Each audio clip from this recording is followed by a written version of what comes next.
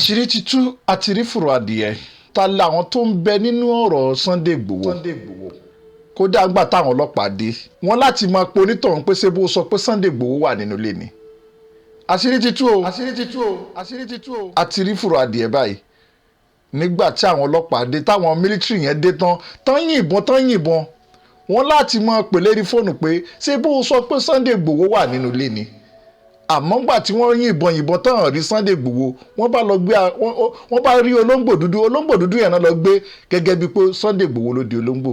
Ẹ tẹ̀lé mi ká lọ ẹ wá wo bọ́rọ̀ náà sì jẹ́ ẹ ká lọ. Sunday Igboho ìkankan ò sí Sunday Igboho ń bẹ láyé adúpẹ́ fún Ọlọ́run ọba agbọ́ gbogbo ẹ̀ ṣùgbọ́n mo fẹ́ kí gbogbo Yorùbá mọ̀ wọ́n ní pánsá ò fura pánsá jóná ajá ò fura ajá wó dànù. Mo fẹ́ kẹ́ mọ̀ pé ọ̀rọ̀ yìí ó gba ìfura púpọ̀ ọ̀rọ̀ náà gba ìfura tó yẹ kí gbogbo Yorùbá kó fura púpọ̀. Ẹ jẹ́ kó rán yín létí kíní kan o nínú àwọn nǹkan tí Yorùbá ò fura àti táwọn Yorùbá ò mọ̀ mo fẹ́ rán gbogbo yín létí. Ṣé ẹ gbàgbé látẹ̀yìnwá pé àwọn sójà kan wọ́n lọ join Sunday Igboho àwọn mílítírì kan wọ́n resign níbi iṣẹ́ wọ́n lọ join Sunday Igboho. Ṣé ẹ dẹ̀ gbàgbé pé àwọn ọlọ́pàá kan náà resign wọ́n lọ join Sunday Igboho. Bákan náà àwọn ọ̀tẹlẹ̀múyẹ́ kọ̀ọ̀kan náà wọ́n resign wọ́n lọ join Sunday Igboho. Gbogbo ẹ̀yin Yorùbá tẹ́ bá ní làákàyè ẹ tẹ́ ọ̀rọ̀ yìí sí pẹpẹ ẹrù làákàyè yín wò kẹ́ fúnra yín lésì báwo ló ṣe jẹ́. Àwọn ọ̀tá ló ń bá Sunday Igboho ṣe papọ̀ ọ̀tá ló ń bá Sunday Igboho rìn tó sì já sí pé ọ̀tá ti wà pẹ̀lú àwọn Sunday Igboho tí Sunday Igboho sì mọ̀. Gẹ́gẹ́ bẹ́ẹ̀ ṣe mọ ìlú Nàìjíríà ìlú tó yẹ kí èèyàn fura púpọ̀ ni pàápàá jùlọ Nàìjíríà nìkan kọ́ ìlú wo ló ń jẹ́ Nàìjíríà gangan Yorùbá ló ń jẹ́ Nàìjíríà tẹ́ ẹ̀ bá mọ̀ ẹ jẹ́ ká fura ìwà Yorùbá ní máa ń kó ọ̀tá mọ́ra tí ó sì máa bá ọ̀tá rẹ̀ rẹ́ni. Yorùbá la mọ́ni ṣe ní àfàìmọ́ni ṣe ní Yorùbá la ṣe ní tán bá ní dárò. Ẹ má gbàgbé o ó kí Yorùbá tí mo sọ yìí yóò mọ bí ẹ̀yin tẹ́ ń gbọ́rọ̀ yìí yóò mọ bí yín nínú pé ṣé Yorùbá náà ló ń kí bẹ́ẹ̀ ṣé Yorùbá ò rí bẹ́ẹ̀ ni. Ẹ jẹ́ ká fura àwọn tó ń bá Sunday Igboho ṣe ẹ jẹ́ ká fura lóòótọ́ lánàá ìṣẹ̀lẹ̀ ṣẹlẹ̀ nílé Sunday Igboho wọ́n wọlé Sunday Igboho láti fẹ́ pa Sunday Igboho wọ́n wá Sunday Igboho pẹ̀lú tìbọn náà bá lọ síbẹ̀ àwọn ọlọ́pàá àwọn mílítírì ló lọ síbẹ̀ tìbọn lẹ́ni tó fẹ́ mú Sunday Igboho pé wọ́n fẹ́ pa Sunday Igboho náà fi wọlé síbẹ̀ wọ́n pe Sunday Igboho àmọ́ Sunday Igboho wà nínú ilé kódà Sunday Igboho rí wọn níbi tó ti ń yọjú ó rí wọn níbi tí wọ́n ti ń yìnbọn àmọ́ o wàlá haúlá wàlá kùwọ́tà agbára Ọlọ́run ọba ó gbé Sunday Igboho lọ bó ṣe lọ ó kó wọn àtọlọ́run Ọlọ́run ọba ló dáàbò bò pẹ̀lú àdúrà ọ̀pọ̀lọpọ̀ ilẹ̀ Yorùbá àti ìgbàgbọ́ rẹ̀ lérí ọ̀rọ̀ Yorùbá ó kó yọ.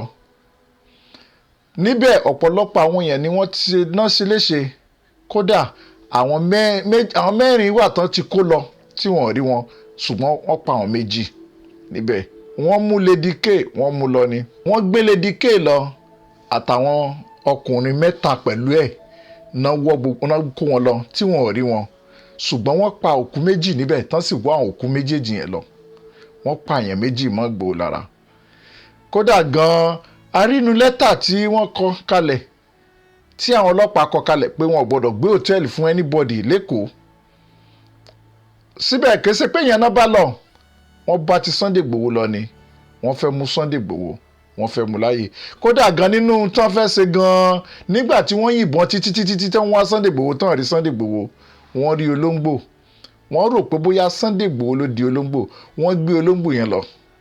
ẹ má wò pé bóyá Sunday Igboho nìkan ló láyà tó láti dó síwájú. A ní àwọn alágbára míì nílẹ̀ Yorùbá, ṣe bí alágbára Akin la pera wa nílẹ̀ Yorùbá. Ẹ jẹ́ káwọn alágbára ilẹ̀ Yorùbá náà jáde, àwọn obìnrin alágbára náà ń bẹ.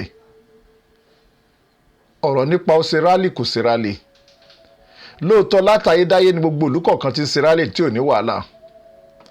Tán bá ní rálì Èkó ò ṣeé ṣe, ẹ fi Èkó kalẹ̀ fún wọn, ẹ fi Èkó kalẹ̀, ẹ jẹ́ ká wá bòmíì ká máa ṣe ètò míì lọ, ètò míì kí wà kí wọ́n máa bá lọ. Àwọn ará Èkó gan ti mọ̀ pé Yorùbá ni Yorùbá ń jẹ́, kò sẹ́nibọ̀dì tí ò fẹ́ràn ilẹ̀ Yorùbá tó bá délẹ̀ tán. Àmọ́ ẹ má jẹ́ ká torí tí ò tó nǹkan ká wá lọ sọ alágbára wa nù síwájú, ká sọnù kó dẹni gbàgbé lónìí.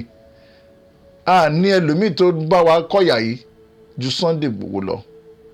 Sunday Igboho ẹ má jẹ́ kí Sunday Igboho ẹ̀yin náà ẹ má fi gbogbo taratara ẹ má fi dààmú ẹ má fi bá gbàgbé iwájú àtẹ̀yìn yín.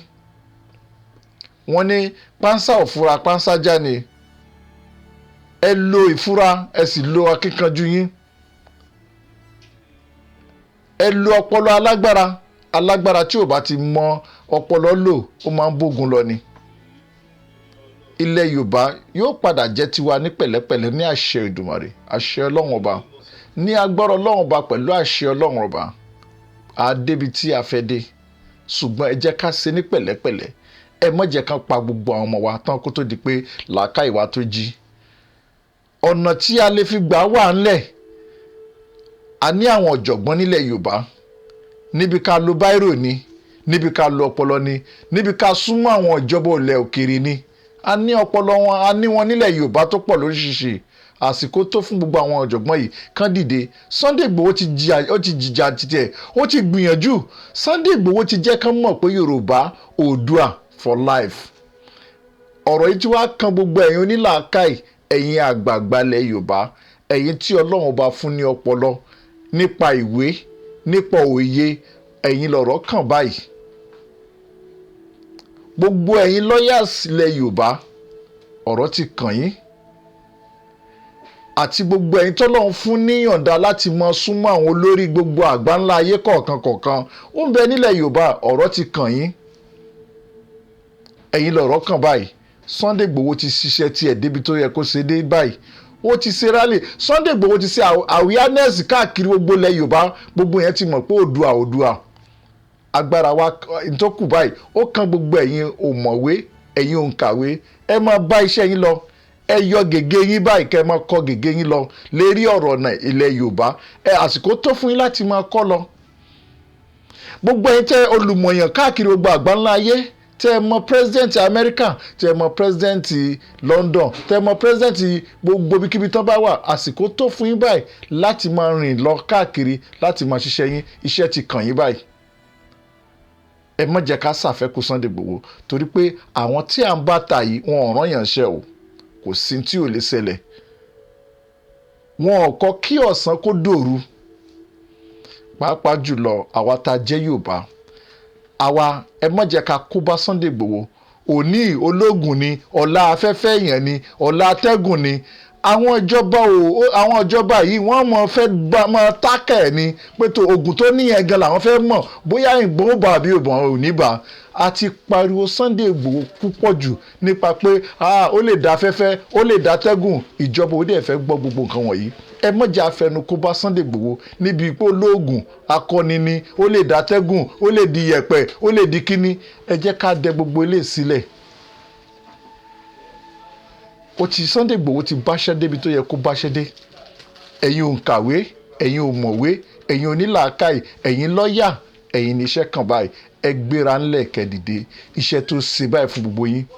Àsìkò tí gbogbo yín lè ṣiṣẹ́ nì, tẹ bá dìde tẹ bá ṣiṣẹ́ níyànjú, ilẹ̀ Yorùbá ó bọ́ sí wa lọ́wọ́ ní pẹ̀lẹ́pẹ̀lẹ́. Sunday Igboho ti gbìyànjú títí ó ti ṣiṣẹ́ tó yẹ kó ṣe. Ẹ wo gbogbo ibi tí Sunday Igboho ti lọ, ẹ wo gbogbo ibi tó ti rìn dé tí gbogbo yẹn ti rí Sunday Igboho. Ìgbà tí Sunday Igboho dé la mọ̀ tí ń jẹ́ Oòduà, ó wá kẹ̀yìn òǹkàwé ó kàn yẹn òmọ̀wé báyìí. Ẹ dìde, iṣẹ́ yá fún gbogbo yín. Assalamu alaikum.